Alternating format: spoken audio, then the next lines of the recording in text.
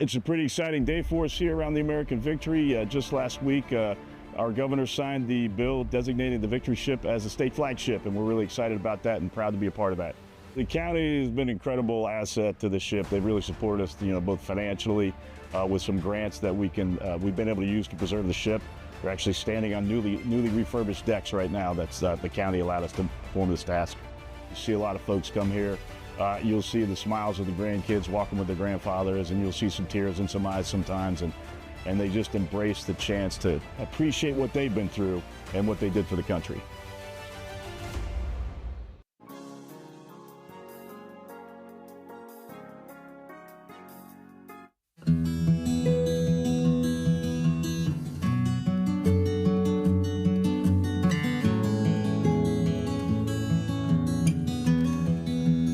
We're at Upper Tampa Bay Conservation Park.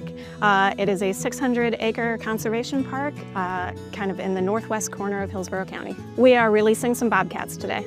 Owl's Nest Rescue has worked with us several times, releasing animals, not just at Upper Tampa Bay Conservation Park, but at many of our parks and nature preserves.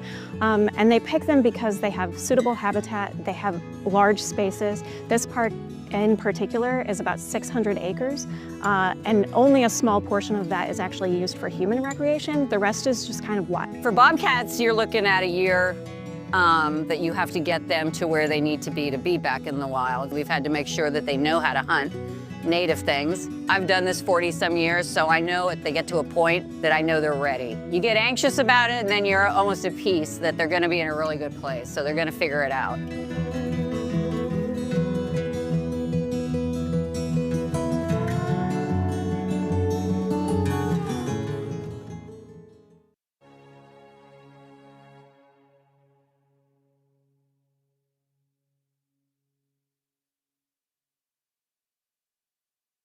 Most people, to the untrained eye, are going to sit here and say that this owner starved her dogs. We're going to head up to that dog hall right now.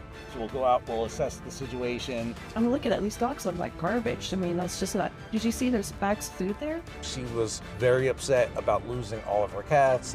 She called me up a few times in tears. I need my photos. I need to be able to paint this picture for the judge so that he sees what I see.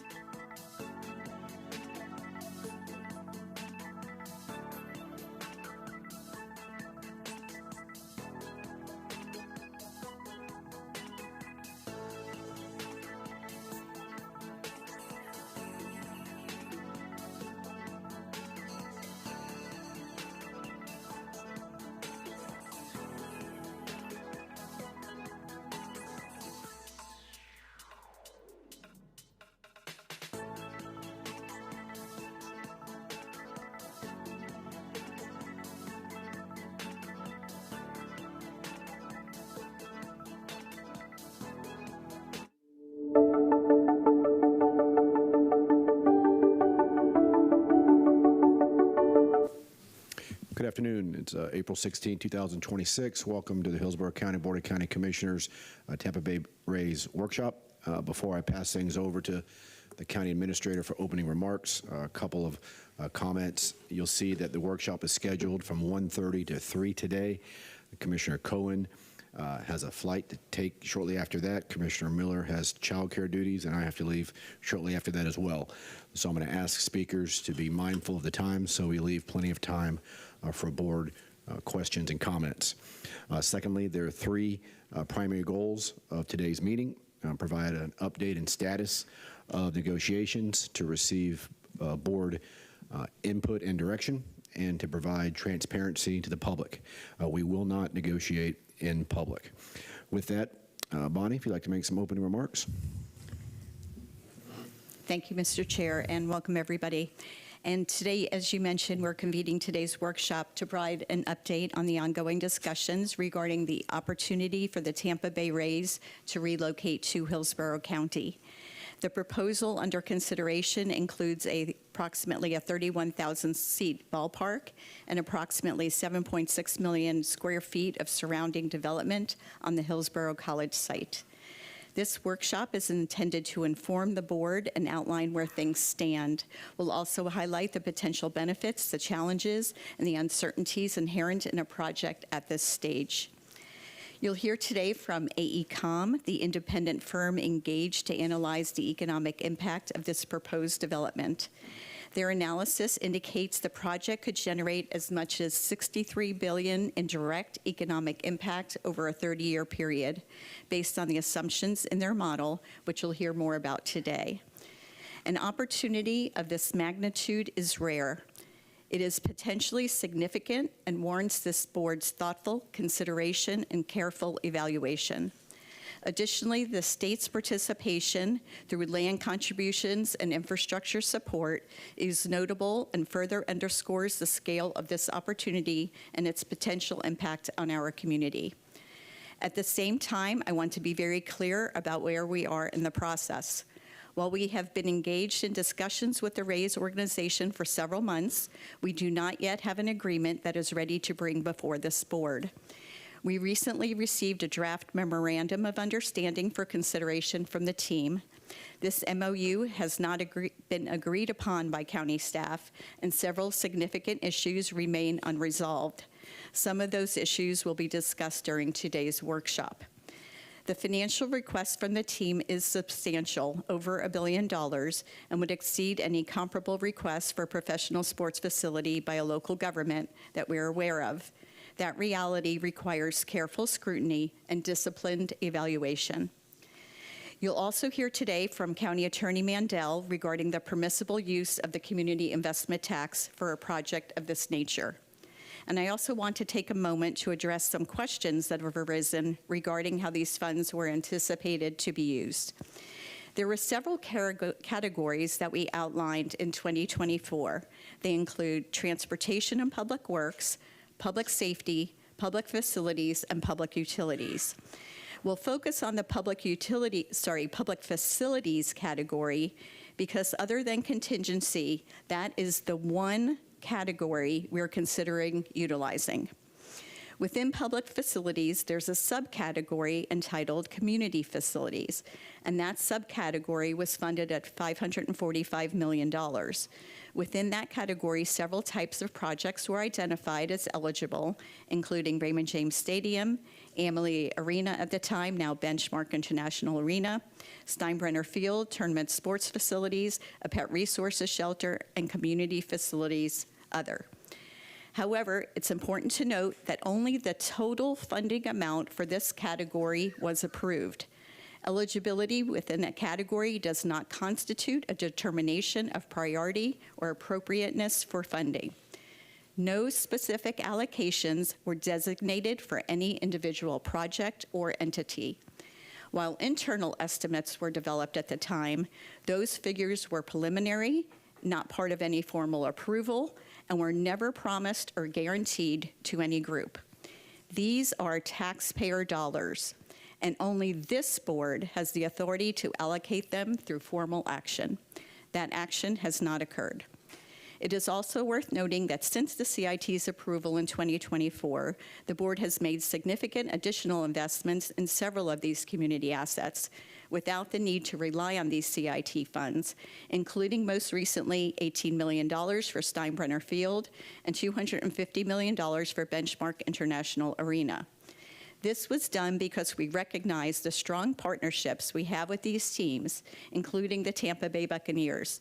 We also recognize that these are county-owned facilities and that they allow for a multitude of events to be held, which provide tremendous impact to our community. That continued support is warranted. You will also hear from staff today regarding the financial structure being requested by the Rays. One key issue is the request for substantial upfront funding during the construction period. This creates challenges in identifying viable and responsible revenue sources. The financing strategies that will be presented today are just that. They are options. They are not recommendations, and they require further analysis and vetting. Importantly, the team also has not agreed to the financing concepts being presented today, nor to several of the county's core requirements. Those discussions are ongoing, and no final terms have been reached. Finally, you'll hear more today about the proposed timeline and potential next steps. But let me be clear, a project of this scale and importance demands thoughtful, deliberate consideration. We will not bring forward an agreement for board consideration before it is fully developed and thoroughly evaluated. There is still substantial work to be done and many questions that must be answered. At the same time, we recognize the opportunities of this scale are rare, and if structured responsibly, this one could have a transformational impact on our community. And we look forward to today's discussion and to continuing to work with the board as this process moves forward. And finally, I would like to recognize many people who have been part of this process. First, Deputy County Administrator Greg Horwedel, Chief Financial Administrator Tom Fessler, County Attorney Julia Mandel, and Sam Hamilton, also from the County Attorney's Office, together with Eric Hart from the Tampa Sports Authority. And this team, together with city staff, our financial consultants, and legal counsel, have been and will continue to be instrumental in this analysis. And I want to publicly express my appreciation for their diligence and thoughtful consideration on this important project. Thank you. And so with that, Mr. Chair, we can turn it over to AECOM, to Dylan Gilman, who is here in person. And we also have a representative from AECOM available online, of Chris Brewer. Good afternoon, sir. Thank you, everybody. My name is Dylan Gilman. I'm a senior analyst with AECOM Advisory out of Chicago. And I'm here today to present to you a summary of our findings in terms of the potential development and revenue estimates generated by the Tampa Bay Rays Stadium District. Before I begin, I do want to apologize for the last-minute change in our report that came out to you all, I believe, just yesterday. I do have some slides prepared if there are questions about the changes specifically, but ultimately we want to go forth with transparency. So starting off, to give an overview of the site, the district is located on the Hillsborough College Dale Mabry campus between Raymond James Stadium and the Tampa International Airport. It is also located within the Drew Park CRA, Community Redevelopment Area, which again is part of the fiscal analysis that we have prepared for you all. Now, part of the importance of this slide is that we actually do not have a more detailed district map than the one that you are seeing. We are basically going off of a limited set of assumptions from the team in order to put together this analysis, and ultimately why an independent analysis was requested by our client, the Sports Authority. Sure. The district is broken into 3 different categories in terms of the analysis. We have the stadium itself, which again, the program for the stadium was given to us by the Rays. The ancillary development is mixed-use development that we have estimated based on a supportable development analysis of historical real estate deliveries over the last 10 years. And then other uses, again, are a set of essentially planned concepts that have been given to us by the Rays in order to basically slot into the program as part of the development. Now, the stadium, again, as I mentioned, we've been given the program. However, we did, through a benchmarking and other data analysis, put together estimates of the revenues and ultimately the economic and fiscal impacts that would be generated. And we have done the same for the other two components in terms of estimating potential taxable streams of revenue for the county and other units of government. I will mention that for the other uses that, again, we were told to assume by the team, that our scope of work does not include a full market and feasibility analysis on each of those concepts. However, we have conducted, again, benchmarking exercises and revenue estimates to understand what the assessed value of those components of the project may be, and also the taxable streams of income they may produce. So going right into the economic and fiscal impacts, again, this is kind of the culmination of all of the work that I was just showing you. Over a 30-year period that begins in 2029, which is the year that we are assuming that the stadium and essentially the first tranche of development will be delivered through the next 30 years, ending in 2058. Now, the on-site impacts have already been mentioned. That is essentially a buildup of the various revenue estimates that we have created for each of the individual concepts in the program. And that is where you see in the direct on-site the output, the $63 billion over 30 years there. That is the buildup of all of the market research that we have done. From there, we have used an input-output model to get a sense, and this is across the county. We're using county-level multipliers. Again, over 30 years, we generate approximately $20 billion of wage earnings on site and an annual average of 7,400 jobs. Layering in indirect off-site impacts generally through the supply chain would add additional impacts in output, earnings, and jobs, as you can see here, supporting approximately $75 billion in output, $25 billion in earnings, and just less than 10,000 jobs on an annual basis. Again, in the beginning of the project, those numbers on an annual basis will be much lower and will ramp up over time as the development matures.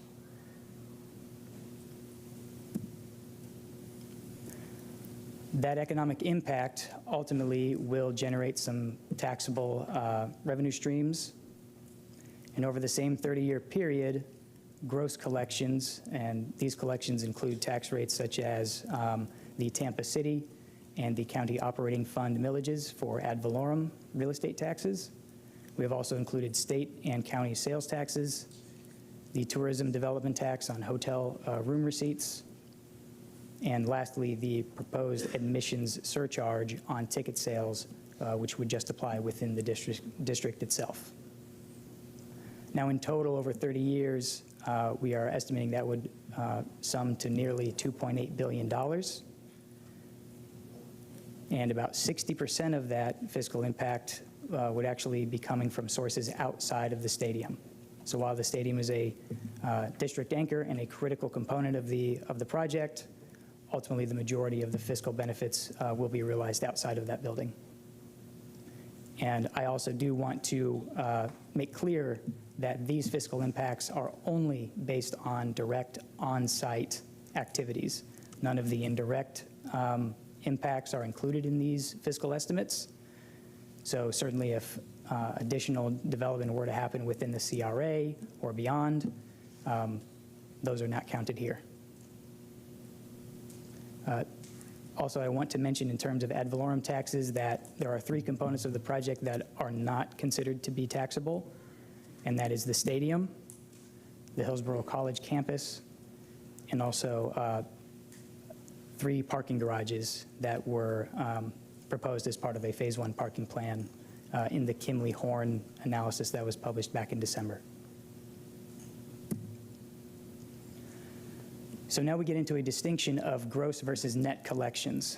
So again, the gross collections are each of those taxes that I mentioned. The net collections are those that could potentially be used for project funding. So there are portions that, of each of the tax rates that are ultimately already committed to other projects or funds. But ultimately, based on our analysis, about 50% of that $2.8 billion gross collections, about half of it could be made available for project funding.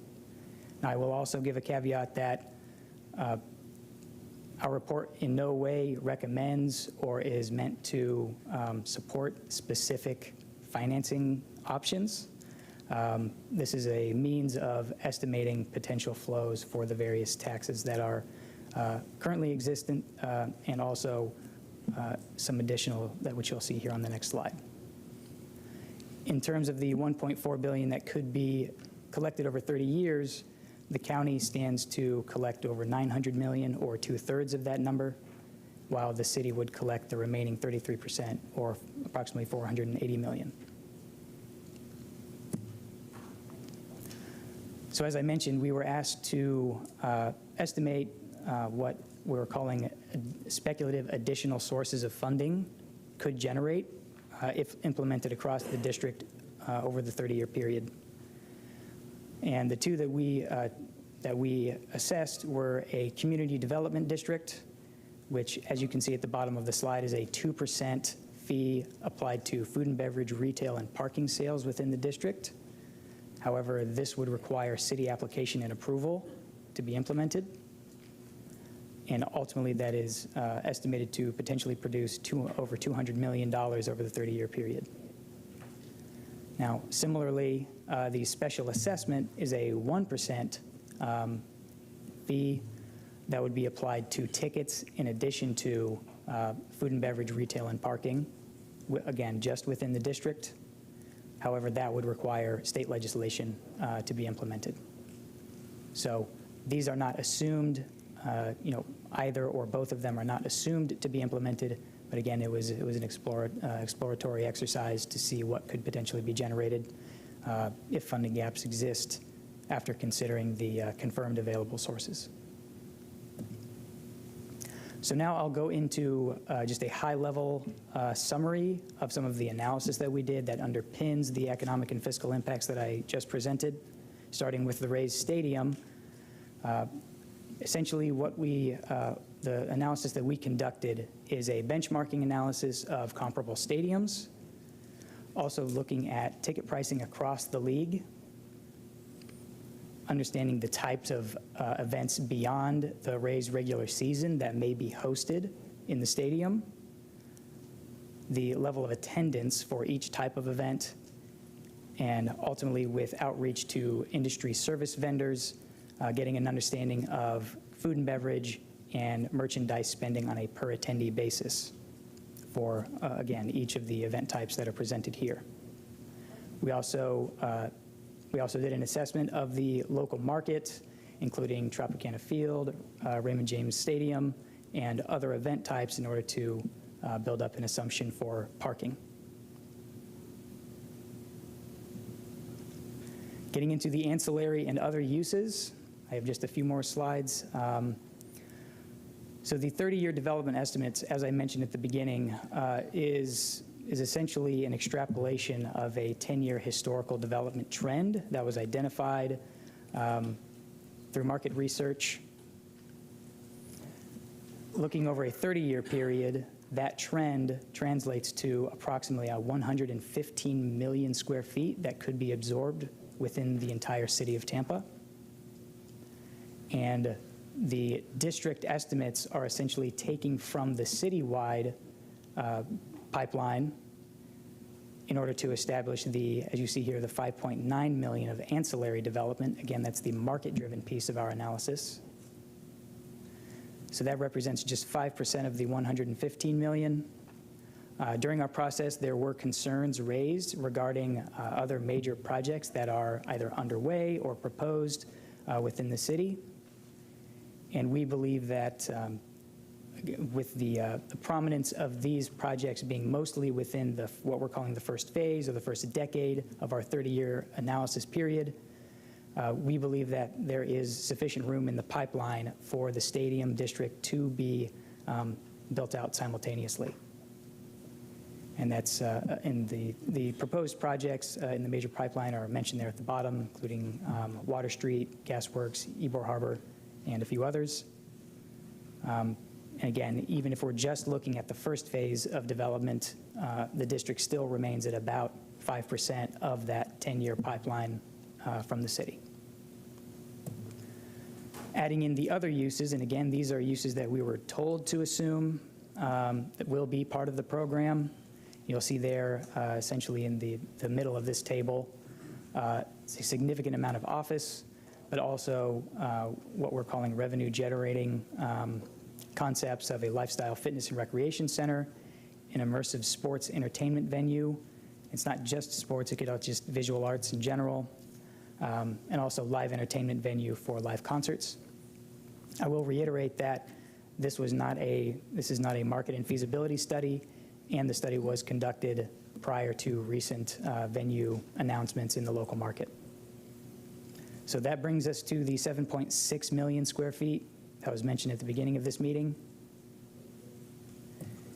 And finally, we estimated assessed values based on, again, market research for the various concepts, again, with limited information on exactly what concepts will be built, but based on our estimates of development in the ancillary development category and the other uses that were built into our project, or built into the project, we estimate about $730 million in assessed value in year one. Now, again, that does not include the stadium. That's everything outside of the stadium. The majority of that value will be represented by the other uses. However, by the end of phase one being built out, the ratio will switch to ancillary development being the majority, and that majority will be maintained and actually expanded out through the 30th year of our analysis, bringing assessed values. Obviously, these are inflated to about $4.9 billion. That concludes my executive summary. I believe we'll open it up for questions regarding this presentation and also the revised report that was sent out yesterday. Okay, thank you. First of all, Mr. Hart, I see you standing over there. Did you want to add anything? Are you just here for moral support? Or currently for moral support. Okay, that works too. I'll be more than happy to jump in. Okay. That's appreciated. All right, we'll go into a board discussion. Commissioner Wilson. Thank you. I'm sorry, what was your name? Dylan. Hi, Dylan. Thank you. You did a good job. I just want you to confirm a couple of things for me. First, did you feel like you were supplied with all of the documentation you needed to make a good assessment of this project? Well, we were hired to do an independent assessment. We were provided details about the stadium itself. I think that proposal was public. However, again, as I stated in the presentation, there are details that are missing that just cause us to have to make assumptions regarding the type and intensity of development for the ancillary development. And then for the other uses, again, we were supplied those by the team. So specifically, when the note was that detailed site plans for the stadium district were not provided by the team, it led AECOM to make assumptions regarding the type of intensity and development.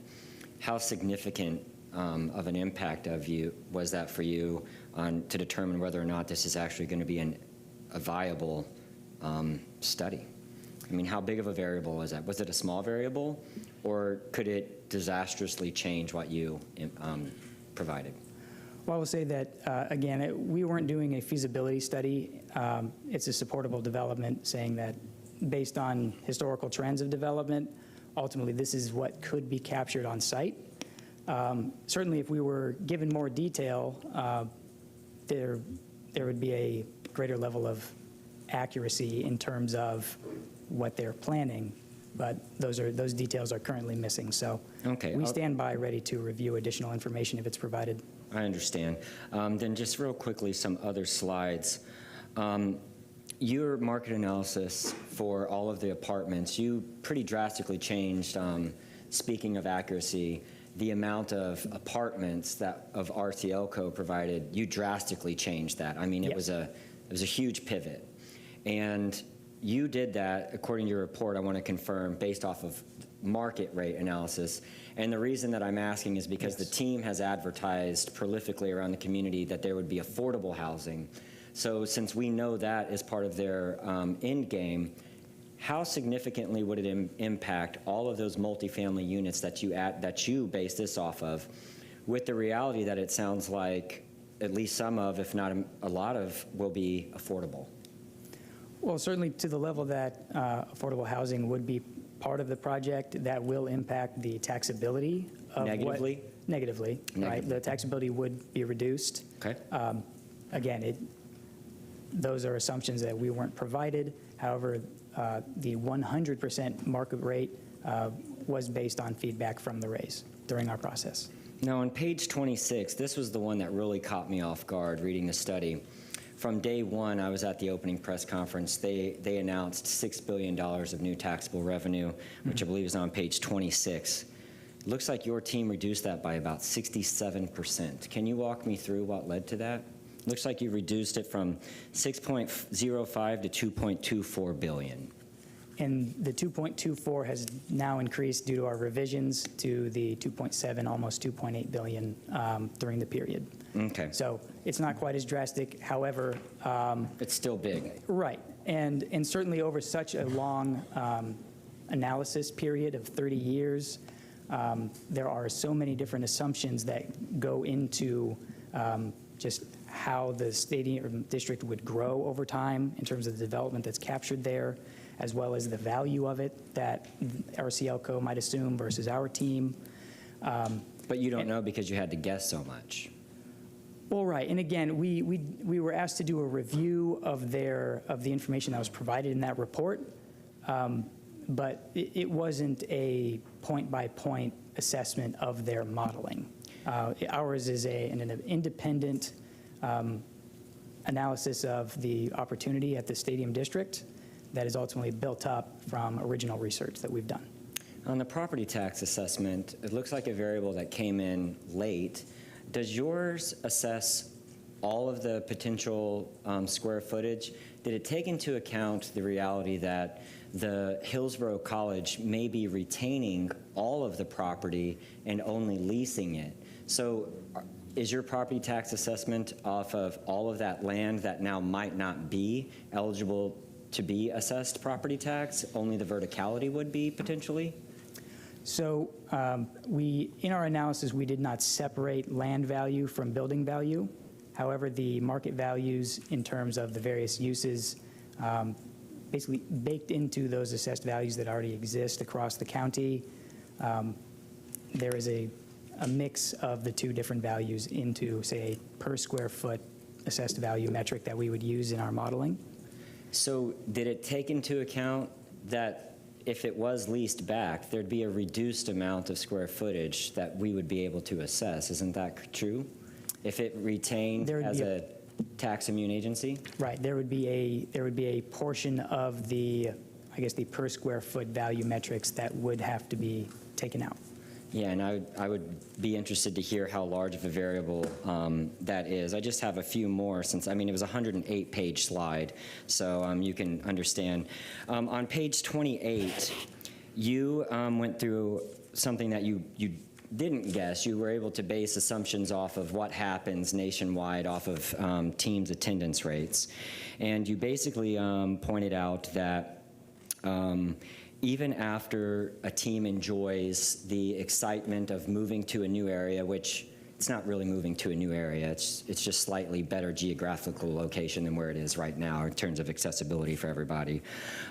You still found in your analysis that the attendance would still only average out to be 20,500 per game, still placing the Rays in the bottom third of MLB attendance. And that is a pretty fair I'm just asking because, as we heard, this is over a $1 billion investment from the county. Absolutely. So that number is correct. And one other thing you said on your slides that I didn't catch, is it right that your slide said that locally, over the 30-year period, we would only project to collect in taxable revenue $1.3 billion? No, so the gross collections are all collections that would be produced. The net value of the 1.4 billion, again, is just the portions of those full tax rates that could be available for potential financing options for the project. Which would potentially be reduced by the other new variables of affordable housing, the leasing of the property. The reason I'm asking is because it seems like it's going to take us, our return on investment would potentially be 30 years at this point. We would be at net neutral of collectible taxes over the 30-year period compared to what we were projected to put into it locally. That's the question I was getting to.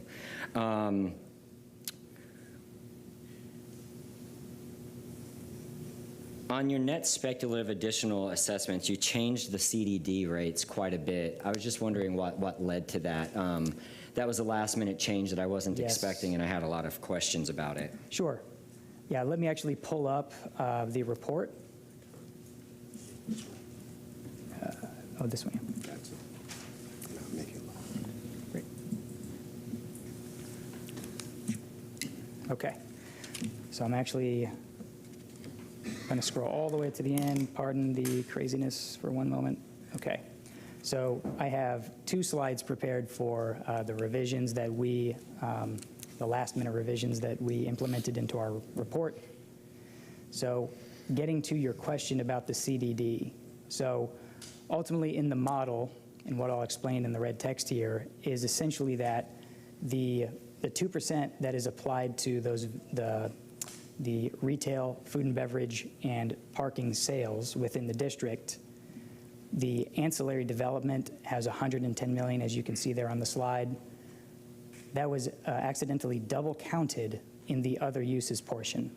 It was an error within one of my formulas where it's all kind of grouped together in the model, and I just extended it too far to where it included ancillary development instead of just the other uses.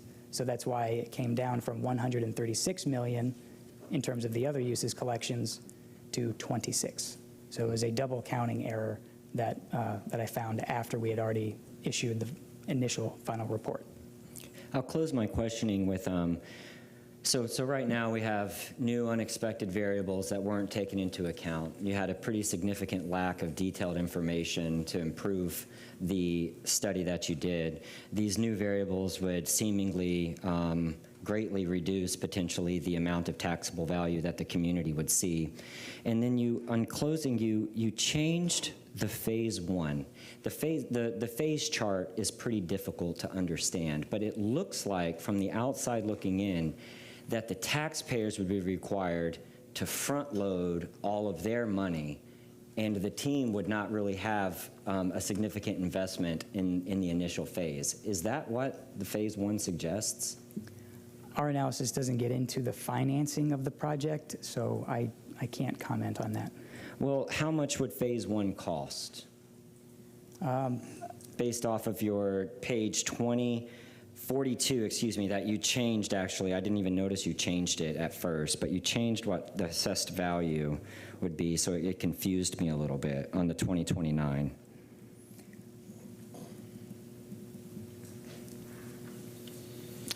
So these assessed values are, again, based, so it's not exactly construction cost. These are assessed values that are taken from, I guess, representative, should I state this? From our market research, we have built out assumptions, again, based on a level of quality that we are, again, assuming for each of these uses, and then that is how we get to the assessed value for what has been delivered in each of the years that you're seeing here. But it is not exactly a development cost analysis. Okay, great. I really appreciate it. All right, thank you, sir. I don't see anyone else in the queue. Please stick around. We have some questions at the end. Julia, you're up. Thank you. Good afternoon. You have all received, this item relates to the request to have a legal opinion on the use of the community investment tax and what lawful purpose it can be used for. As I indicated, I was going to ask for an outside counsel opinion on this particular issue since I was not involved in the process of your renewal of your CIT and thought that that was prudent to do in this instance.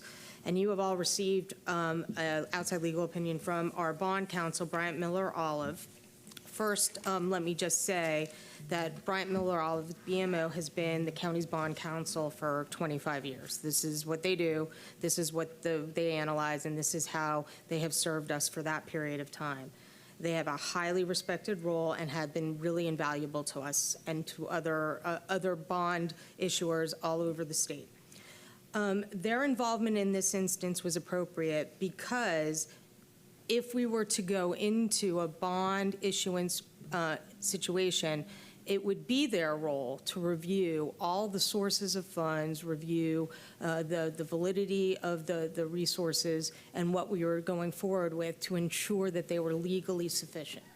So this is a letter that they would have, or this issue they would have had to analyze, and that would have been part of their role.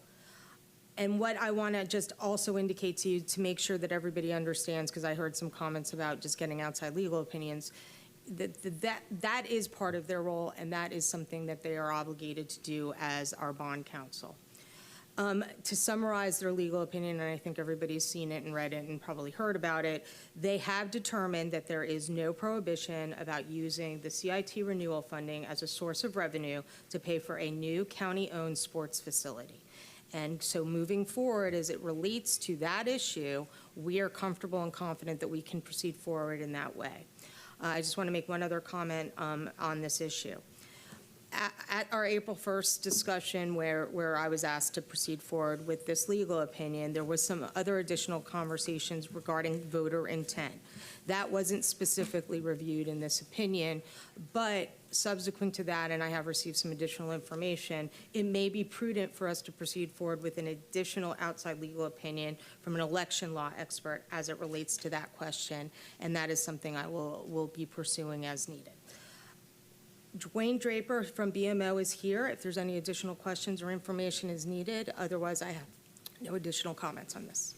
All right. Thank you, Ms. Mandel. Commissioner Welstel. Just real briefly, and thank you for, and I understand you're in an uncomfortable position. I get it. Is this outside counsel that you're now recommending also going to discuss the reality that there will probably be several members of staff that will absolutely be subpoenaed on how they canvassed/marketed this to the public, of which numerous times it was advertised, including on a legal document from the City of Tampa's Chief of Staff presented to the City Council that there was advertised and the options were selected that no new facilities would be used of the CIT. Will they be reviewing all of that for the potential reality that it presented in court? As we proceed forward, in looking at that issue, I think it would be appropriate to look at everything to determine whether or not that particular issue remains a legal issue and what that means to say that there is an issue with voter intent. But I will certainly have that additional conversation with them. Thank you. I'm just trying to avoid the long history that the county is developing of unfortunately losing in court on referendum issues. So thank you.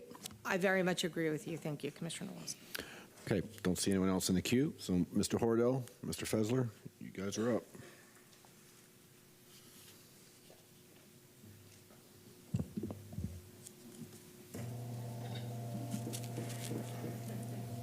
Just a little taller. Good afternoon, Commissioners. Happy to be before you today to talk about what is probably the largest development in Hillsborough County's history that's been proposed, at least to our knowledge at the staff level. We do have a number of slides that we want to go through. I will endeavor to be as brief as possible, but I do want to make a couple of points on the first few slides. Tom Fessler will go over a number of the financial slides so that you can fully understand the options as we've developed them and that you can ask questions to get as informed answers as possible. Then I'll close it with some other additional bits of information that we need to continue to work on in order to craft the MOU to bring something back to you that really satisfies all of the issues and not just some of them. So as you've heard, this information has been gleaned from conversations with the Rays as well as all public media reports. As you've heard, it's a mixed-use development. It's 3 phases, 31,000 seats that would be a centerpiece for a new ballpark. The district itself is approximately 130 acres. There's new residential, commercial, retail, office, and entertainment venues proposed. The site is the existing Hillsborough College Dale Mabry campus, which is immediately across the street to the west from the Raymond James Stadium where the Tampa Bay Buccaneers play. The Rays indicate that Hillsborough College is to be reconstructed as part of their proposal. From what we understand from news reports, the governor has pledged $150 million for that rebuild. We know that no local funds are proposed in any of the options that we're presenting to you. We also want to make sure that we note that the cost of the facility is really the Rays estimate. That's $2.3 billion. And they initially have asked us for $1.15 billion, but as Tom will explain to you, that has been reduced in the MOU. We still want to make sure that we're getting the best value possible, so we have consistently advocated for value engineering so that we can make sure that the ballpark amenities are things that are suitable for public use and not just adding luxuries or things that would be solely for the private team or any events that they may have. Finally, the construction deadline is April 2029. And I can tell you that from staff's perspective, that's a very aggressive timeline. We think that there's still a lot of work that needs to be done. I know that this board wants to get the information as quickly as possible. We're working as hard as we can, I can assure you, sometimes around the clock, to try and do the analysis and make sure the information we're getting and providing to you is accurate. You heard from AECom, and you saw, I'll just briefly summarize, there's 7.6 million square feet in total development. 1.7 square feet is planned by the Rays and their development partners. 5.9 million square feet is to be market-driven. In other words, as the development matures, there will be more development. There's, as Dylan expressed, there's a little bit of uncertainty as to what types it might be or when it might materialize. The 30-year gross fiscal impact from the confirmed available sources is about $2.7 billion, as Dylan explained in his revised slide. Those are ad valorem taxes for both the city and the county, state and county sales taxes, tourism development tax, and we have also included in here a proposed 8% ticket sales surcharge. Phase 1 assessed values are estimated to be $1.4 billion in 2034. The total assessed values are estimated to be $4.8 billion for the entire stadium district in 2058, excluding, of course, the ballpark and Hillsborough College, because they are immune from property taxation. And that, of course, assumes that the county owns the ballpark. The direct economic impacts, as Dylan stated, total about $63 billion. Indirect impacts brings the total to $75 billion. Our guiding principles have been applied consistently throughout this process. We wanted to make absolutely sure that the Rays and the public and you as the board knew that we were not inclined to jeopardize the county's 3 AAA bond ratings, nor were we inclined to take on development risk. And finally, we are not inclined to provide local public dollars for items that don't have a public benefit. Now, I know there's a lot more detail that we're going to be talking about. I'm going to turn it over to Tom to go over some of the financial information, and then I'll be back when he talks about that. Tom.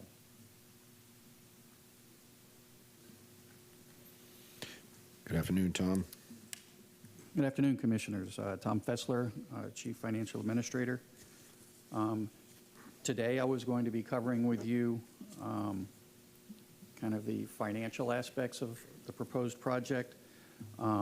As Mr. Horwedel stated, The Rays funding request is $1.15 billion, their original request, and that represented 50% of the total stadium project. We recently received a proposed MOU from them.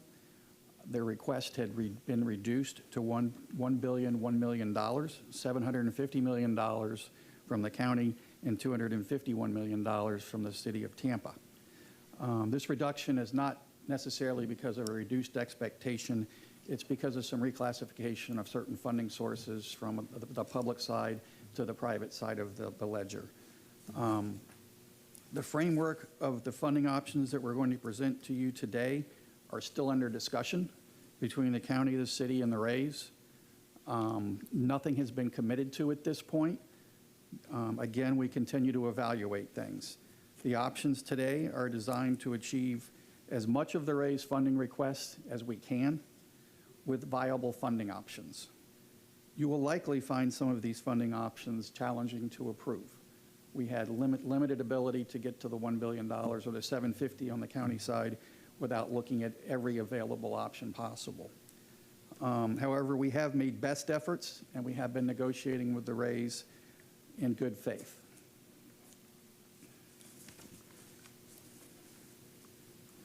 Adding additional funding options at this point, or increasing the amounts that we're proposing today, we believe would start to impact our guiding principles that Greg just went over. When identifying options, we have also taken into consideration the fact that as we go into our fiscal year 27 budget process, we are expecting property tax values to be, the growth in property taxes to be lower than that's been in over 10 years. In addition to that, there has been a legislative change that has taken effect that has eliminated sales tax on commercial leases. That is having a significant impact on the CIT revenues, along with just general economic conditions softening and a weaker sales tax collections. These expectations, in addition to still not knowing whether we're going to have to deal with property tax reform in the fiscal year 28 budget.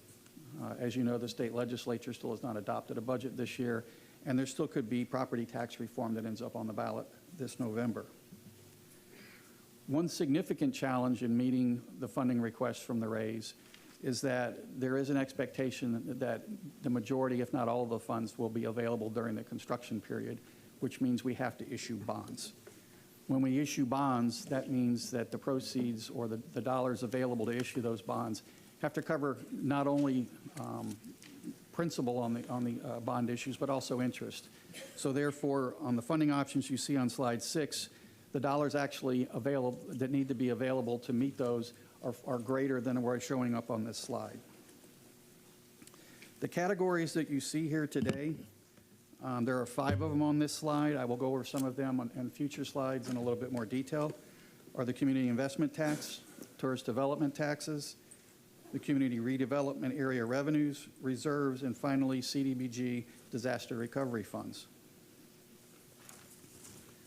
In addition to these sources, the state of Florida has donated approximately 130 acres of land to the project, and as Greg said, Governor DeSantis has pledged that there may be up to another $150 million available to rebuild Hillsborough College on the site. And finally, there is an expectation that from the Rays, that there could be up to $30 million in additional transportation improvements provided by the state. We wanted to point this out because we believe that when we start talking about public support for the project, that the state contributions are significant, and they should be added to the county and city contributions when looking at the total public support for the project. While this slide shows that the county and the city are $75 million short of the Rays' original funding request, I did want to point out that $75 million short means that we are still meeting 93% of the objective with the options that we have on the table. And finally, as it relates to this slide, we are committed to continuing our discussions with the Rays and to further explore the opportunity that's in front of us today. Now, maybe getting into some of the funding sources a little bit more, as we talk about the community investment tax. In November of 2024, the voters approved an extension of the CIT for an additional 15 years. The initial project list that was approved by the board was built on an assumption that there would be 3%, an annual 3% revenue growth on the extended CIT with a first-year revenue amount of $200 million. The Rays' original estimate of funds that they needed for their project that could come from CIT was $600 million. This estimate was built on an assumption of an annual growth rate of 4%, not 3%, and first-year revenues of $220 million. They believe that these two changes in assumptions would provide for their project while not impacting any of the projects previously approved by the board or the cities. After the county and the city has evaluated their assumptions, we believe that they are not realistic. The state of Florida, as I said, has just enacted some legislation that's impacting our CIT revenues to the tune of about $12 to $15 million a year. So that's fairly significant on $200 million. Additionally, the economy has softened and we are experiencing weaker collections from the CIT. So while we are still comfortable going forward with a $200 million first-year assumption, we are not comfortable that we can support a $220 million assumption. Therefore, that $600 million has come down because of that.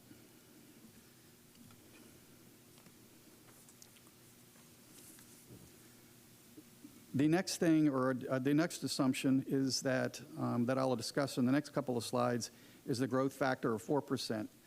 We believe that that growth factor and assumption needs to come down to closer to 3.7%, and I will explain why.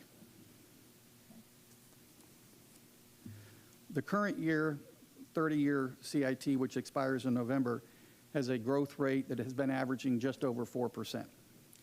So the renewed CIT, as I had said on December 1st, is built on an average growth rate of 3%. As previously stated, the Rays strategy was to fund a portion of the project with the difference between the planned growth of 3% and the historical average growth of 4%. We believe that if we were to move forward with this type of arrangement or assumption, that we would need like a make-whole provision within any agreement. What I mean by that is that if we fall short of the revenue expectation of 4% by any amount, the Rays would need to cover the difference. When we are exploring that option, we had some conversations with our financial advisor and our bond counsel, and there's a bond test or a tax law out there basically that indicates that if we are at a 4% level, that would be considered a private investment into the project, and that we would have to issue taxable bonds versus tax-exempt bonds. That would decrease the bond proceeds by about $100 million. So that was very significant. So what we did is we took a look at it and we said, what can we do where we can still issue tax-exempt bonds, and what level can we go to? And that level was 3.7% versus 4%. When we issue tax-exempt bonds at 3.7%, it would still be a loss of about $50 million in bond proceeds, but that would be much better than having taxable bonds where we lose $100 million in proceeds. The bottom line on the CIT, and this is the funding source where I will spend the most time, I will speed things up after this, is that we cannot accept the Rays CIT assumption leading to a $600 million being available for their project. Our alternate proposal proposes an increased growth rate assumption from 3% to 3.7%, and also utilization of county and city current project budget combined of $325 million in order to create $336 million in current bond proceeds that could be available for the project at the beginning of the project.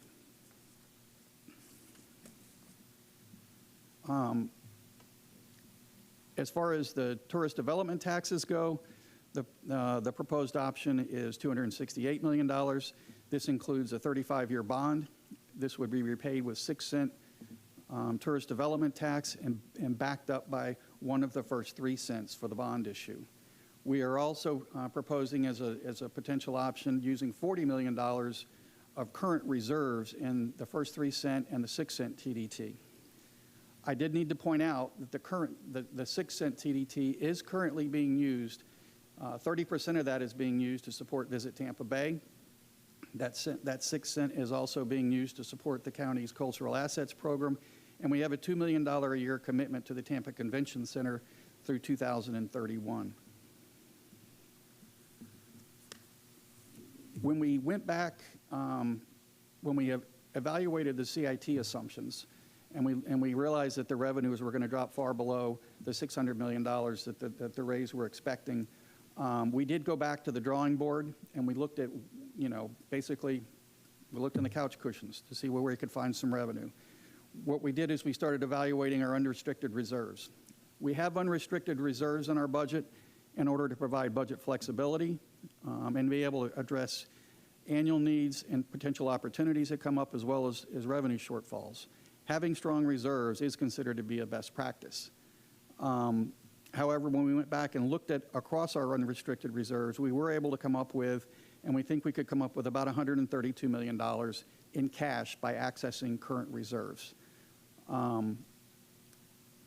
That would reduce our budget flexibility, but we also would still have we will still have unrestricted reserves with some flexibility in the budget. It would just be at a reduced level. And with that, I will turn it back over to Greg so we can go over other potential funding opportunities. Thanks, Tom. As you can appreciate, this is a very complex and detailed analysis, and we've spent considerable time trying to outline funding options for you. These, again, as Tom said, are not recommendations. We're not there yet. There are other issues that we want to make sure that we explore. The other potential funding options we think are worthy of discussion. We heard from Dylan earlier about the CDD. We think that that should be explored. We know that the state of Florida has transportation improvements that the Rays have indicated they're going to fund, so we want to make sure that we nail that down as well.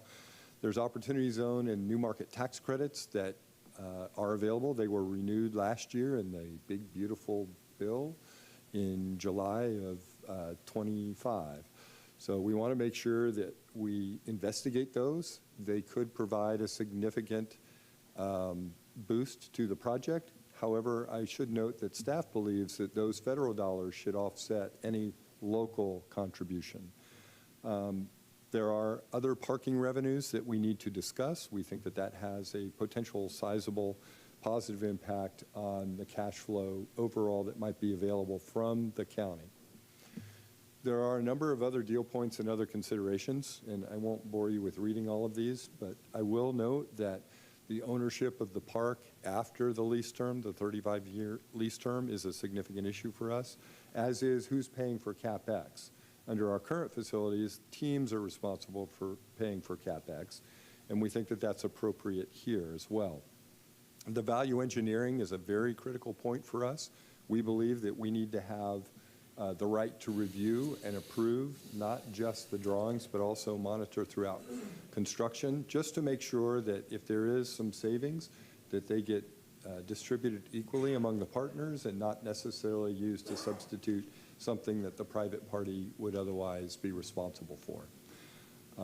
We have tax collector that needs to have that facility relocated, so we need to think about how that factors into this overall project as well. Finally, there is an impact on other sports facilities, and as has been reported in the media, there are other teams that are interested in this conversation, and I'll just leave it at that. Next steps and timeline, there are a number of significant steps that need to be taken. There is the approval of any MOU that would have to come before this board, City of Tampa, City Council, the CRA for the City of Tampa, and the Rays. We want to make sure that all the partners have the opportunity to review it and they understand the terms of the deal, assuming that a deal can be constructed. Public hearings, the board has mentioned that you all want to have some public hearings, public discussion. We would need to schedule those and have the time to pursue that. There's legislative discussions that need to occur with the funding that has been pledged for the college. We know there's budget appropriations now that are ongoing. We have heard that there's some money in there. We don't have a guarantee that all of the money that's been pledged might be available this year. We don't know what the structure is other than to say we have been told that it will be forthcoming in future years. Finally, there's the Planning Commission and City zoning processes if that needs to occur. I know the Rays are looking at an alternative process that wouldn't necessarily require them to go through a full-blown comp plan or city zoning process. We're on the outside looking in on that process. It is controlled by both the Planning Commission and the City of Tampa. So my last point is that the MOU really can't be fully put together, and I'd hesitate to say that it's going to be by a date certain without these items being resolved. I know there's been discussion about bringing something forward on May 6th. I can assure you, the county administrator has worked as hard as the rest of us to try and meet whatever timeline we can to get something before you, but this is a complex deal. I keep saying that because I think sometimes it might be represented that, hey, this has been done, it's all ready to go, why don't you just vote on it? We're not at the stage yet with staff where we feel comfortable with all the dollar amounts that are being proposed and how those might impact the county budget. We are interested in moving forward to get to the MOU, so that's what we're looking for today in the board discussion. What points are we looking for, or what can we take away from this so that we can factor that in to a subsequent MOU? And with that, Tom and I, and I'm sure the county administrator and county attorney are available for questions. All right, thank you, Greg. Appreciate you and Tom's presentation. Going to board discussion, Commissioner Wostel. Thank you. Hey, Tom, I've just got some quick questions for you, and no one up here doubts staff's professionalism, and even when we disagree, you guys work really hard to get us all the information we want. I don't think anybody's doubting that. Could you bring back up slide 11 real quick? And I do agree, today we're having a workshop about the financial structure that's being proposed, and I do agree that certain elements of it should not be negotiated publicly. The rent, the MOU rent I saw, everyone's going to have questions about that. When are we going to discuss the MOU? That's not today, right? Yeah, because everyone's going to have questions about those things, and you guys can negotiate what you think is fair and equitable back to the taxpayers. But in terms of financial structure, we've had conversations. Now, on Commissioner Hagan's item, where we motioned, I think unanimously, did we unanimously motion to approve you guys to talk? Yeah, I thought so. On February the 4th, it ends in saying, or begins with saying, to be clear, number 3, no general revenue funding is being considered. And that's what we motioned approved for you guys to discuss. But which bullet points on here, and for the public's interest, when I say general revenue, I mean your property taxes, which are being considered to be removed, which I'm definitely going to be voting for if the legislature gets that. Call your senators, tell them to support the House's bill to remove our property taxes. Which one of these are property taxes? Commissioner, I would say the majority of them are are coming from general fund sources. Capital project reallocations, I'd have to look at specifically what projects we would be asking to reallocate. There could be some different funding sources there. Most of the other sources, other than pre-funding the pet resources facility, would be probably the source from which those funds came would probably have been general funds. Okay.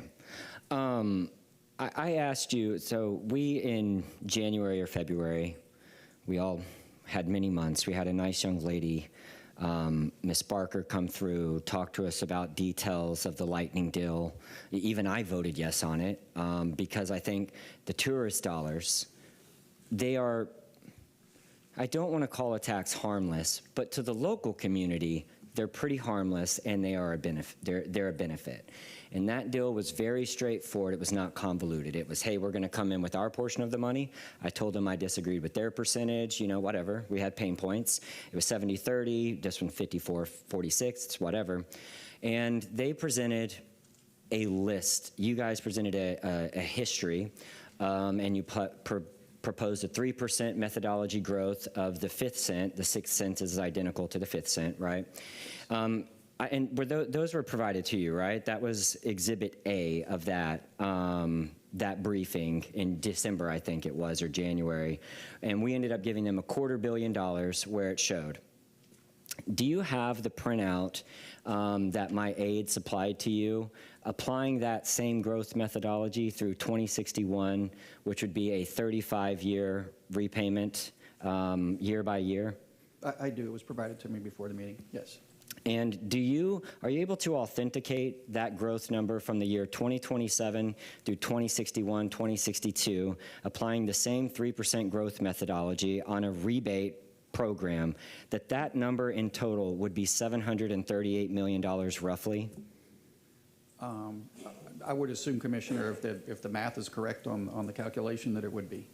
So if we were able to strike that, and I would move to approve that deal immediately, to be clear, to provide the Tampa Bay Rays almost $750 million of our local tourist development taxes from the sixth cent on some type of rebate program. That's gross numbers. They supply their money. We supply our money, which is a partnership, which is what we've proposed, a public-private partnership. I will provide that information digitally to you guys. I used the personal note strategy to make sure, sorry, I had to slide that in there, Ms. Mandel, to make sure that I'll make that available to the public, but everybody can confirm that a 35-year rebate program out of the 6 cents of the tourist development dollars, using the exact same rebate program and partnership that we use with the Tampa Bay Lightning for their 15 years extension, would provide around $738 million to the Tampa Bay Rays. And I don't understand, has that been presented as an alternative? I mean, that's basically our number. So I will step in just for a moment. Sure. I think it's important to note that, yes, staff has proposed a reimbursement basis funding option. Okay. That has not been accepted by the Rays. There may be an opportunity, depending upon the direction received by this board, for us to continue to pursue that. It is important to note that the Rays have indicated they need the local public funding up front, and by up front we mean during the construction period. That is the first 3 years, opening in 2029. So our perspective is that we are open to any kind of reimbursement process, whether that's wholly reimbursement or partially reimbursement. And I think that that is something that if that's the direction of this board, we can take that back in our conversation. Well, I guess that brings me to my next question then. And you did not pay me to do that. I know, but it does bring me to my next question. This presentation, it makes it look like, ooh, you know, the board has to do this, but there's many options out there, and I was confused why we haven't proposed this. Have we requested? I've seen some back and forths where it looks like other agencies have requested information from the Tampa Bay Rays that was refused or declined to provide to them, including this AECOM report that we just went through. Have we requested any document to substantiate, since it sounds like we are being required to front load the taxpayers' money on the front of this deal? Does any document exist to substantiate that they have their portion of the money? Because a rebate program sounds very fair. You give yours, we'll give ours at the same time. Commissioner, on slide 13, there's a bullet indicates that one of the open items is a verification of financial capacity of the Rays ownership group. That's an open item. Okay. Then I'm very concerned, and I will make that document, that financial analysis, available to the public, which I'm sure staff will be able to authenticate the numbers. Maybe I'm off by 10 mil or so, who knows? Thank you. All right, thank you. Would point out in addition that any kind of make whole provision, and I should have mentioned this when we were going through it, staff wants to make absolutely sure that it is a surety that we accept and that is ironclad and can provide the performance that is promised. All right, thank you. Let's please be mindful of the time. Commissioner Miller, and then Commissioner Cohen. Thank you, Mr. Chair.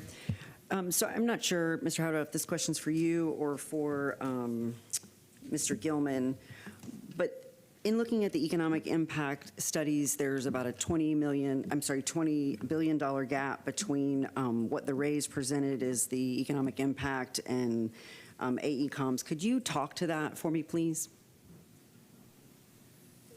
So just to reiterate, the question is why there's a difference in the economic impacts that were presented by RCLCO in their report and ours. Yes, yes. So my answer would be similar to a question about the difference in the development program itself, in that there are several assumptions built into an economic impact model that could and would likely vary between RCLCO's analysis and ours.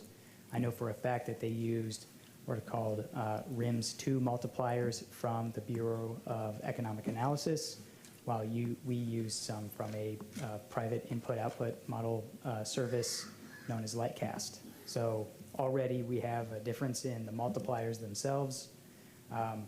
In our report, we did supply detailed economic impact figures for each of the various uses and the industries that we were using to represent those impacts in the multipliers they are in. We don't have any of that detail from RCLCO, and it's not that it doesn't exist, it's just that we haven't been given access to it. You do have to purchase those multipliers from the BEA, so we would have to do that in order to see them. But again, it's a long timeline. Inflation rates can vary. We already know that the underlying development project varies in terms of what we came up in our supportable development analysis between that and what they came up with in their analysis. So those are just a few of potential differences. Thank you for that. And I understand we only have an hour and a half, but for the public's consumption, it is your job to provide an analysis based on assumptions, correct? Correct. Okay, thank you very much. I have another question, sir, if that's okay. There's many of the calls to my office are related around the traffic concerns, specifically around the college. And in both presentations, we talked about the potential funding from the Florida Department of Transportation. I do see FDOT in the audience. Is it possible for him to come up and speak? Sure. Justin Hall, if you would.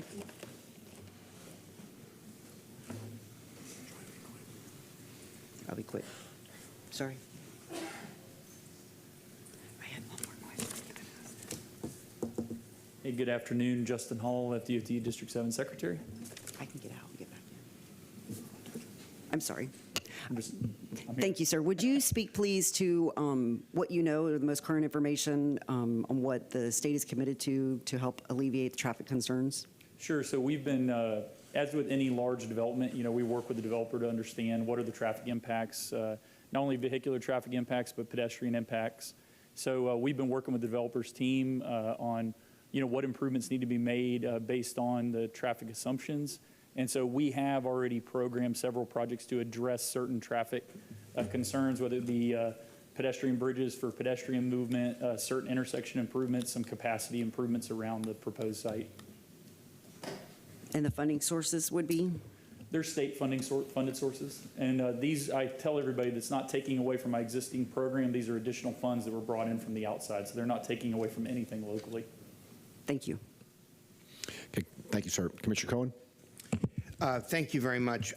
Before I make a couple of comments, I just want to ask, and I think this is for Mr. Horwedel or Mr. Fessler. On page 6, where it's listed CDBG disaster relief stormwater, $30 million. What is that exactly? Great question. So we have CDBG DR dollars that were a result of the hurricane season of 2024. This area flooded. There are improvements that could be beneficial, not just for the stadium. Again, this is our thought process. Not just for the stadium, but for the entirety of Drew Park and the immediate surrounding area. Some of the improvements could be done on the proposed stadium site, the stadium district, and that would benefit the surrounding community. So it would, in essence, require approval from HUD. We would not include it unless this board felt that that was an appropriate funding mechanism to help assist with stormwater relief from the entire surrounding area. So it's an option because the stormwater dollars were already going to be focused in that particular geographic area anyway? Yes, sir. Okay. And then I had another question. I wanted to go back to Ms. Wise for just a minute.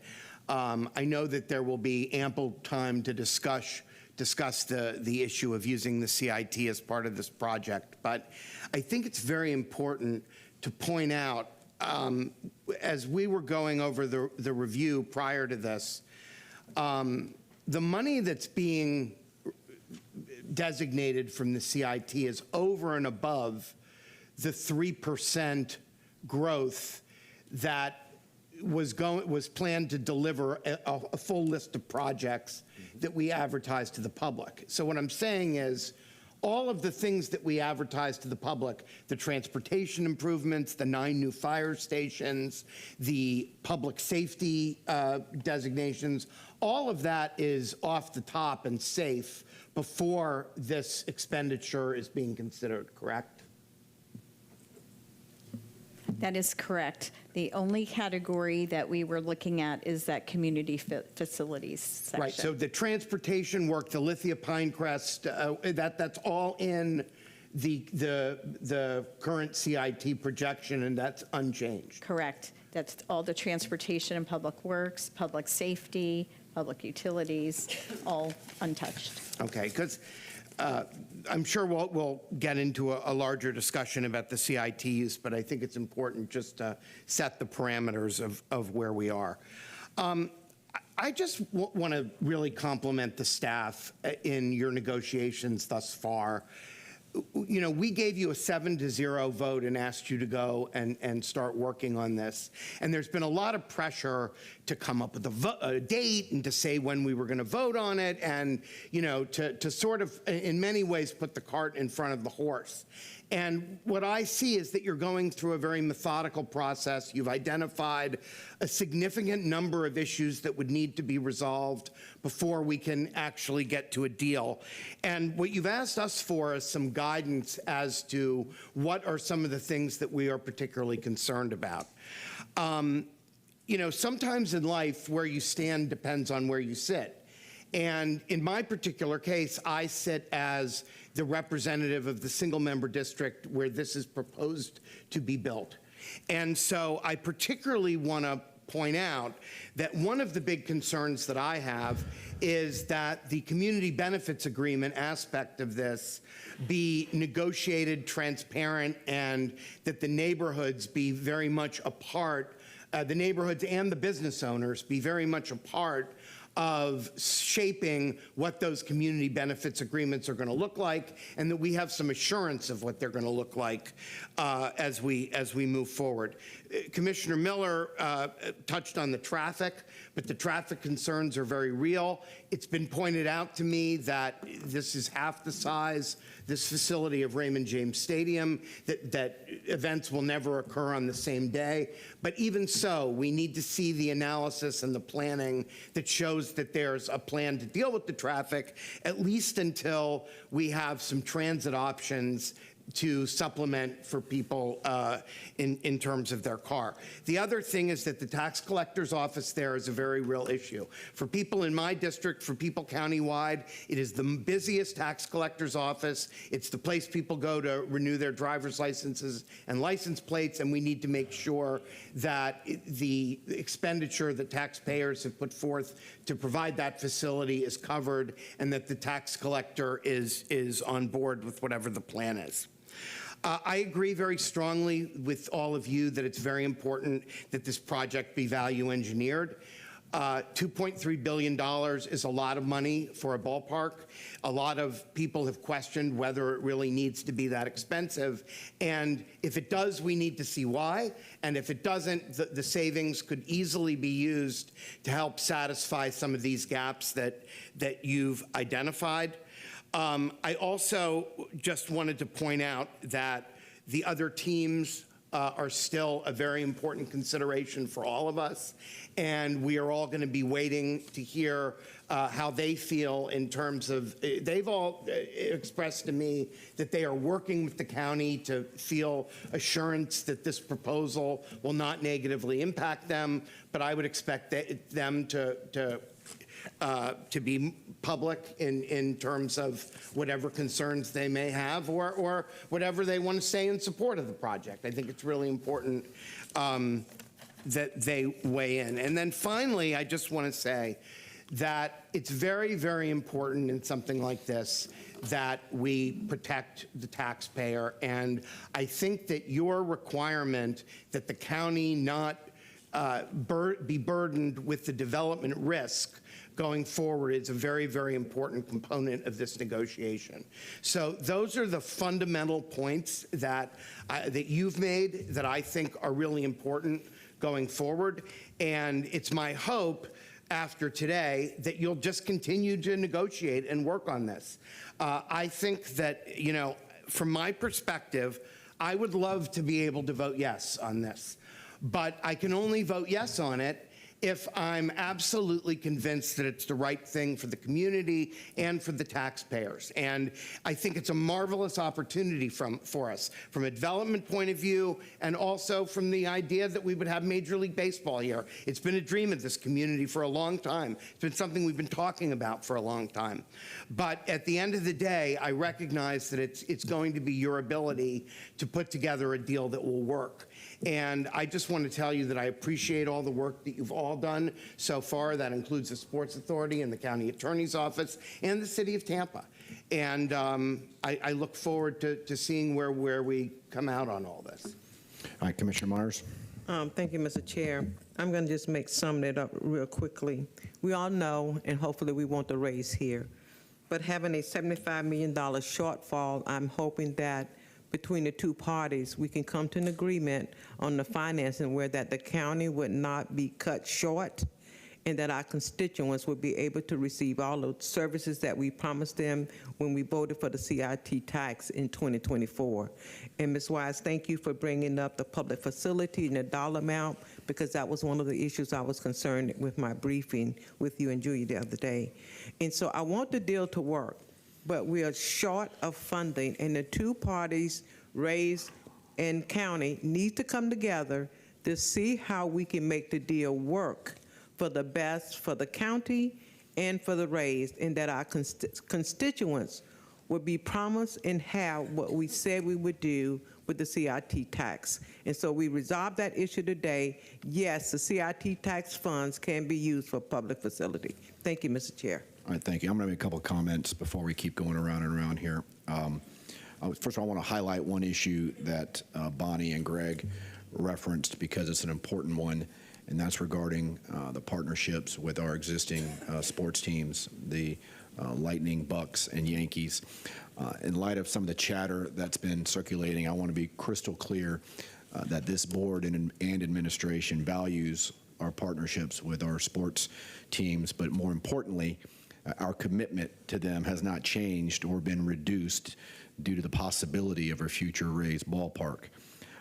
By the way, I want to congratulate the Lightning for making the playoffs again this year. Let's take it to the stinking Canadians in the first round. We are fortunate to have these franchises in our community. They are extremely valuable partnerships that extend far beyond the wins and losses on the ice and on the field. While the contractual obligations and agreements are different, they are all county-owned facilities, and this board and administration has consistently through the years recognized that it's in our best interest to maintain technologically advanced state-of-the-art facilities.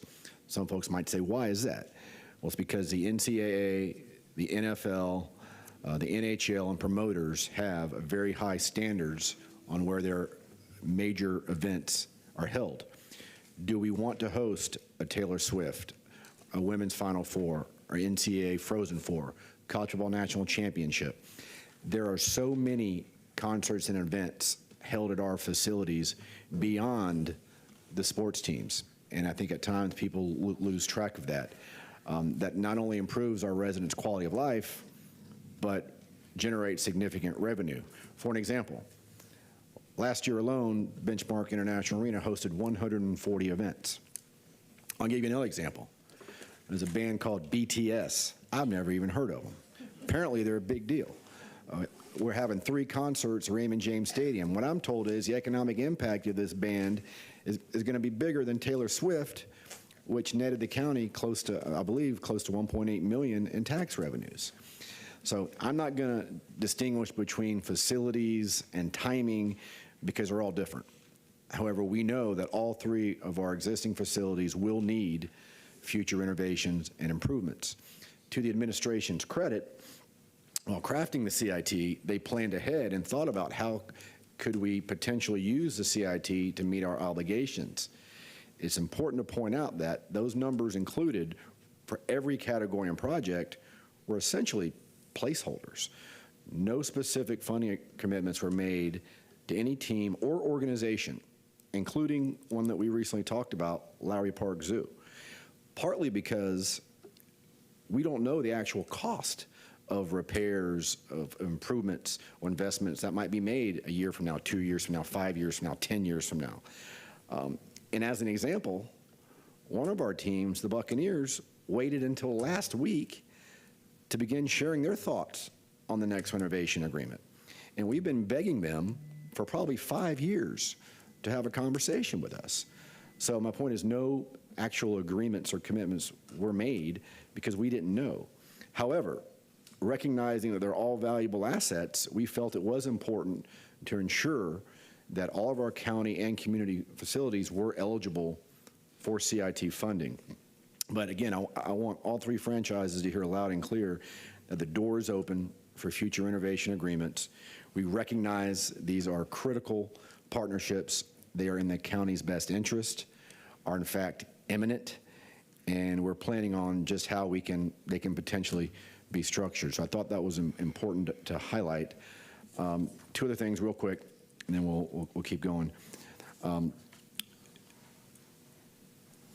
And Greg I think did a great job touching on this, but I can say with certainty, and I'm going to ask Julia to correct me if I'm wrong, the final product of the MOU would likely look dramatically different than what's been disseminated. Was that accurate? That is accurate. Okay, I just wanted to say that. I'm not going to go into the 75 billion economic impact and all the numbers because frankly it's a little mind-boggling. However, I do have two questions that I feel truly reflects the generational opportunity that we have before us and why it warrants serious and continued consideration. I think this is going to probably be for Tom. Tom, you still here? I was on this board decades ago when we recognized Drew Park was blighted and warranted creating a CRA. Unfortunately, 22 years later, not much has changed. Tom, the Drew Park CRA was created in 2005, right? That's correct. Okay.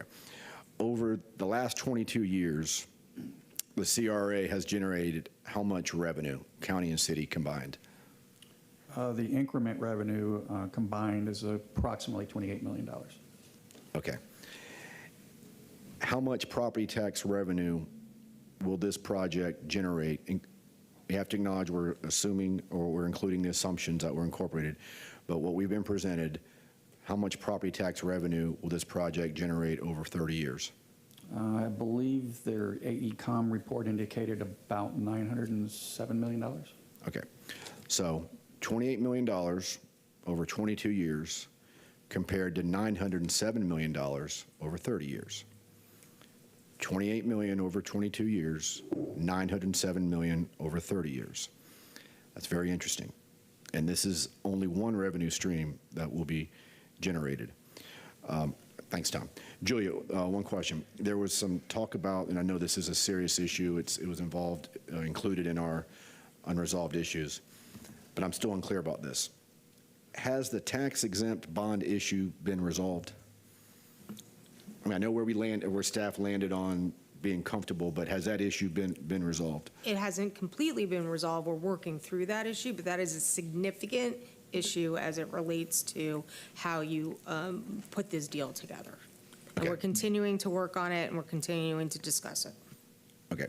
Last thing I'm going to say, and then we'll go back around.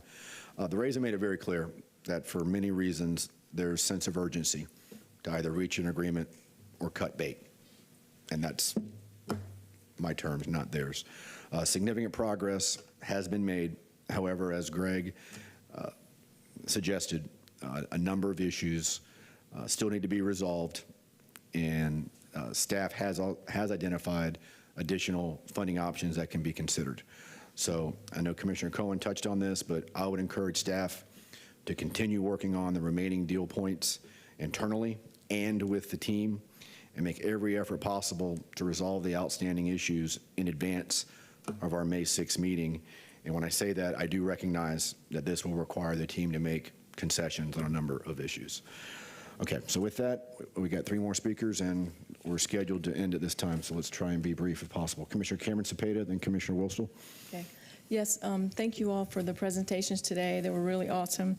And thank you for your time, hard work that you put into it. However, I would like to say that for me personally, I do not want to see any burden being put on the taxpayers. And also, my other biggest concern is the traffic that's already there on Dale Mabry. So that's already horrific in the area. And it was good to see that the public funding options available from the state.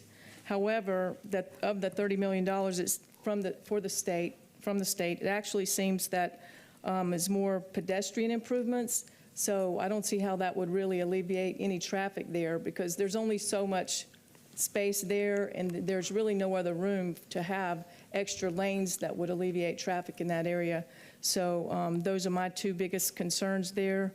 No burden being put on the taxpayers, and also the traffic already in the area. Thank you. Thank you, Commissioner Wilstel, and then Commissioner Bowles. Mine will be real brief, and the quality of life this will bring to the residents of West Tampa is going to be nothing less than detrimental at best and abusive at worst, because of it's not a traffic situation, it's a parking situation. It's cars in the ditch, blocking off of lanes, et cetera, and there's been mixed communications about what the parking is going to be. Bonnie, I just wanted to I actually do not know the answer to this question. I don't know. It's about bonding. Now, they've referenced the public facility bucket, which is an internal bucket. But to my understanding, when you go to bond a sales tax, you can't bucket. It's just, this is the revenue source, right? And this is the amount that we're bonding. So I'm sorry, I'm going to answer, it depends. Okay. So we could pledge a particular revenue source, like half-cent sales tax or CIT, but there's also a non-ad valorem bucket of non-ad valorem revenues that we often pledge as well. So we have some debt outstanding with each of those. So it really just depends on that structure. But you can't go to the bond courts and say, hey, we have this on our pretty sheet that says interlocal whatever public facilities will only be $597. So if the CIT revenues fall flat, let's say instead of 3.7, it goes to 2.3 because there's not enough smoothing over a 15-year period. They don't care if it's not performing. They want their money, right? Right. So in this particular case, and we have issued CIT debt before, I think is your example. So if we issue CIT debt, it's the whole CIT revenue that's pledged toward repayment, because you have to ensure that you have enough debt service coverage. And of course, we would have enough debt service coverage. We do the same thing when we issue utility bonds. You know, we don't just issue it for the one water project. We issue utility bonds, and all the revenues are pledged toward repayment. So I just wanted to be clear when we started trying to say, oh, it's only the public facilities. If we issue bonds against the CIT, the whole thing is eligible for the debt coverage, right? Yes. Okay. And the other point, I just wanted to point out, you know, the Tampa Sports Authority notoriously for 25 years lost this community almost $33 million of property taxes to pay for the operations of the Buck stadiums because of the arduous revenue sharing agreement, and solely because of Eric Hart, who's in the audience, has turned that around. And for the first years, we are no longer using your property taxes to pay for that $2 million minimum court, which we lost Poe versus Hillsborough a long time ago, so which does bring a concern that we're not going to talk about today, which is what concerts would be harvested from the hot outdoor Buck Stadium potentially for this new stadium, and would that reintroduce an issue for that $2 million a year revenue sharing contract? So we'll talk about that later, Eric. Thank you. Well, before I call on Commissioner Bowl, I just want to say I appreciate being a member of the Sports Authority. I appreciate your comments about Eric. He's done a great job, but now he's going to have a big head that you said that. Commissioner Bowles. Commissioner Bowles, and then we're going to close. Yeah, thank you. I'll keep this brief, and I agree. Eric's doing a great job over there. I will say this, that each one of you somehow pulled one off my list of points that I wanted to make, and I think that's a fantastic idea. That thinks it kind of maybe shows that we're all kind of rowing the boat in the same direction. We all have a concern that we're doing the right thing and making the right choices here. I wanted at least to say at the very least that my reward, excuse me, my focus remains on a risk-reward basis here. And that has to be a balance that I'm looking at. And whether it's this development, and I'm not just saying the stadium itself, because I'm not looking at it as a single point, that the whole project itself generates durable long-term fiscal returns that translate into real usable revenue. And that's what I look at, because as I think we've had members of our audience, I see a few out there that may have been at some of our public comment in the past, that we talk about building fire stations.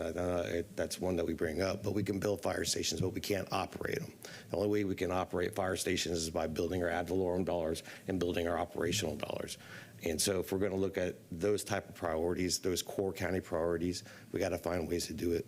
And that's only going to come when we're not looking at assumptions anymore. We need real, usable, long-term and end-user figures. So, and I think if was it in Gillum, he would probably agree that the black box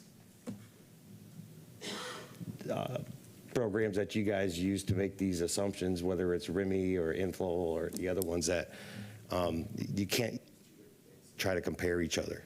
You got to use the same tool to get the same thing done. So I think that's where a lot of the problems are coming in. With the disparities there and with the assumptions. So I think with getting those under control, timing, execution, and some of the other things, we can get that and hopefully have a path to yes. But I'm still skeptical and still cautious about how I'm going to proceed. Thank you. Okay, in closing, I want to thank staff. They've been working tirelessly to get us to this point. As we've heard, we still got a number of issues to go, but they've really done a heck of a job working night and day to get us here. So I want to personally thank them. I also want to thank the board members for each of your insightful and thoughtful comments today. I think that will help staff continue to work diligently in an effort to come to an agreement, and we'll see what transpires. So with that, we're adjourned.